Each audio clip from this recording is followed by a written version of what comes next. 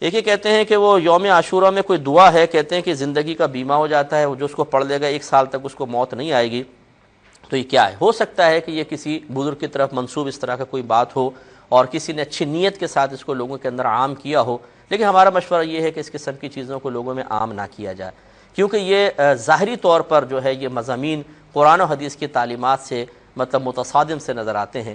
ہمارے نبی کریم صلی اللہ علیہ وسلم تو یہ احساس دلانا چاہتے ہیں کہ موت بالکل نزدیک ہے، لہذا صحیح حدیثوں کے اندر ثابت ہے کہ بعض اوقات آپ قضاء حاجت سے فارغ ہوتے تو وہیں تیمم کر لیتے. صحابہ کرام علیہم الرضوان عرض کرتے یا رسول اللہ صلی اللہ علیہ وسلم قریبی پانی موجود ہے، تو آپ ارشاد فرماتے ہو سکتا ہے کہ میں اس پانی تک نہ پہنچ پاؤں اور مجھے موت آ جائے. تو جو نبی اپنی امت کو یہ احساس دلانا چاہ رہے ہیں کہ موت کو یاد کرو، وہاں اس قسم کے مضامین دے کے موت سے بے پرواہ کرنے کی کوشش کرنا میرے خیال میں مزاج رسول کے سخت خلاف ہے. اسی طریقے سے رحمت کونین صلی اللہ علیہ وسلم ایک دفعہ ایک مجلس و محفل کے پاس سے گزرے تو صحابہ کرام ہنس رہے تھے، تو رحمت کونین صلی اللہ علیہ وسلم نے بآواز بلند ارشاد فرمایا کہ اپنی مجلسوں میں لذتوں کو توڑ دینے والی چیز کی ملاوٹ بھی کر لیا کرو. عرض کی رسول اللہ صلی اللہ علیہ وسلم لذتوں کو توڑنے والی چیز کیا ہے؟ فرمایا موت کی یاد. تو رحمت کونین تو موت کی یاد کا اتنا اصرار فرمائیں اور ہم موت سے بے پرواہ کرنے کی کوشش کریں، مناسب نہیں ہے.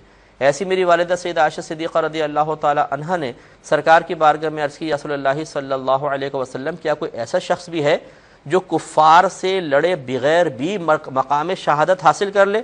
آپ نے فرمایا کہ ہاں، جو دن میں 20 مرتبہ اپنی موت کو یاد کرے.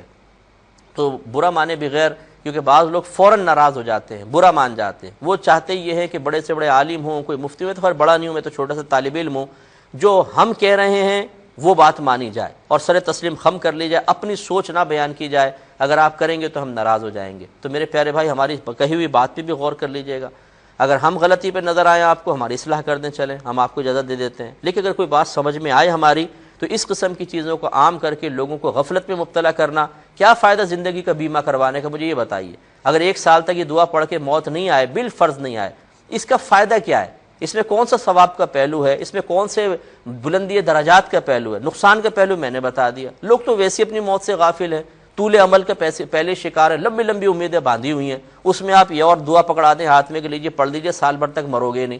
وہ اور کہے گا چلو ٹھیک ہے مریں گے نہیں، پڑھ کے دعا اور گناہ کرے گا کہ جی اب سال بھر تک تو مرنا نہیں، آخر میں توبہ کر لیں گے. یہی تو اللہ تبارک و تعالیٰ کی ایک حکمت عظیمہ ہے موت کے اچانک آنے میں، کہ انسان گھبراتا رہے کہ کل ہی موت آ جائے گی تو وہ توبہ کا دروازہ چھوڑے گا نہیں.